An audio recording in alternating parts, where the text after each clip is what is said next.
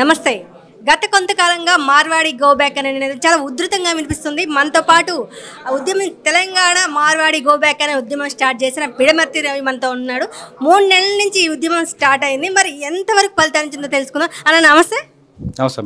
గత కొంతకాలంగా మీరు మార్వాడి గో బ్యాక్ అనే ఉద్యమం చేస్తున్నారు. ఫలితాలు ఎంతవరకు వచ్చాయంట?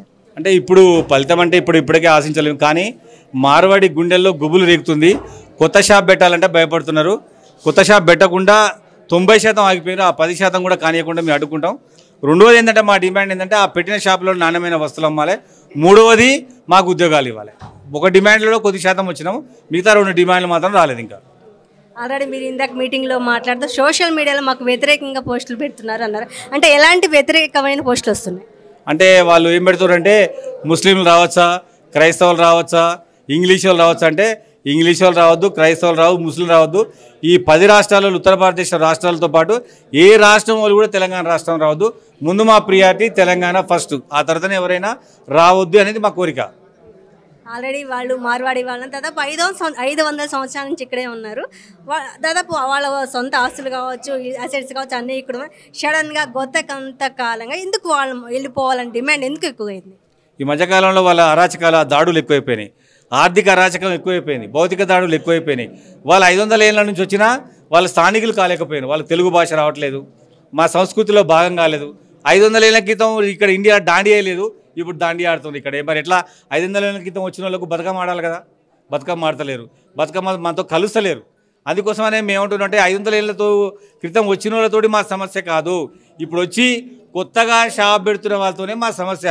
దాంతోపాటుగా మేము మార్వాడి గో బ్యాక్ అంటే వాళ్ళని కూడా అనుకుంటారు. మా ఉద్దేశం అది కాదు. కొత్తగా ఎవరు దుకాణాలు పెట్టొద్దు తెలంగాణ రాష్ట్రంలో. పాత వాళ్ళతోటి ఎప్పుడో ఉన్నత వాళ్ళతోటి మాకు ఏ సమస్య లేదు. వాళ్ళు కూడా నాణ్యమైన వస్తువులు అమ్మాలి, మాకు ఉద్యోగ అవకాశాలు కల్పించాలి. ఎట్లా కింది స్థాయి నుంచి ఏమైనా నిజంగా ఎవరైతే ఈ వృత్తుల్లో ఉన్నారో వాళ్ళ చైతన్యం అయితే వచ్చిందంటారా? తప్పకుండా. ఇప్పుడు ప్రతి వాళ్ళు ముఖ్యంగా విశ్వకర్మలు, చేతి వృత్తుల వాళ్ళని రానియకుండా లోకల్గానే అడ్డుకుంటున్నారు.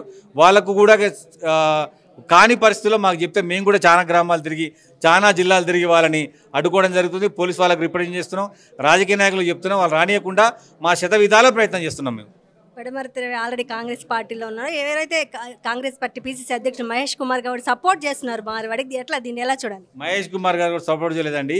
ఈ రాష్ట్రానికి వచ్చి గలీజ్ దందా చేస్తే ఎవరినైనా ప్రభుత్వం ఉపేక్షించదన్నది. బండి సంజయ్ను ఆ దిలీప్ జోషి ఇద్దరు కూడా బీజేపీ వాళ్ళు సపోర్ట్ చేస్తున్నారు మార్వాడి వాళ్ళకు. ఎందుకంటే మార్వాడి వాళ్ళ దగ్గర ఉన్న డబ్బులు మొత్తం కూడా బండి సంజయ్ దగ్గరనే దాచుకుంటున్నారు. బండి సంజయ్ వాళ్ళని కాపాడే ప్రయత్నం చేస్తుండ్రు. అందుకోసమే బండి సంజయ్ మన ఎంపీకి కూడా పెట్టిన ఖర్చు మొత్తం కూడా మార్వాడి వాళ్ళదే. అందుకోసమని ఇతర రాష్ట్రాలు వాళ్ళు బీజేపీ, వీళ్ళు బీజేపీ. అందుకోసమని తెలంగాణలో సామాన్యులైనటువంటి కుల వృత్తులకు వ్యతిరేకంగా ఇవాళ బండి సంజయ్ ఉన్నాడు. ఖచ్చితంగా వచ్చే ఎన్నికల్లో మేమే ఎవరినో అభ్యర్థులు నిలబెట్టి బండి సంజయ్కి వ్యతిరేకంగా ఒక మార్వాడి గో బ్యాక్ నుంచి ఒక నాయకుడు నిలబెట్టి బండి సంజయ్ని ఓడిస్తాం.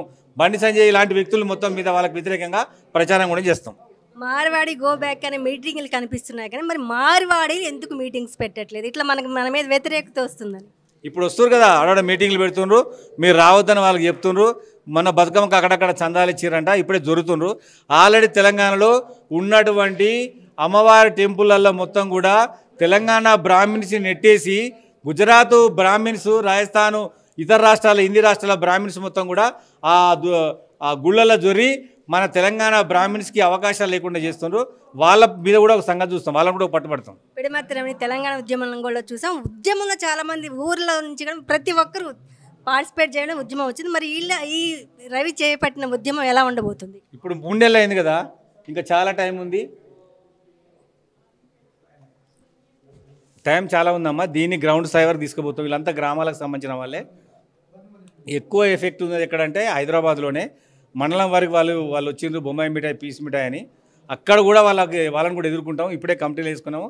దీన్ని మండల స్థాయికి వారు తీసుకుపోయి తెలంగాణ రాష్ట్రంలో మార్వాడీలు నూతన షాప్ పెట్టకుండా అడ్డుకునే విధంగా ఈ మార్వాడి చేసి వ్యక్తులు, నాయకులు మొత్తం కూడా కృషి చేస్తారు. Thank you.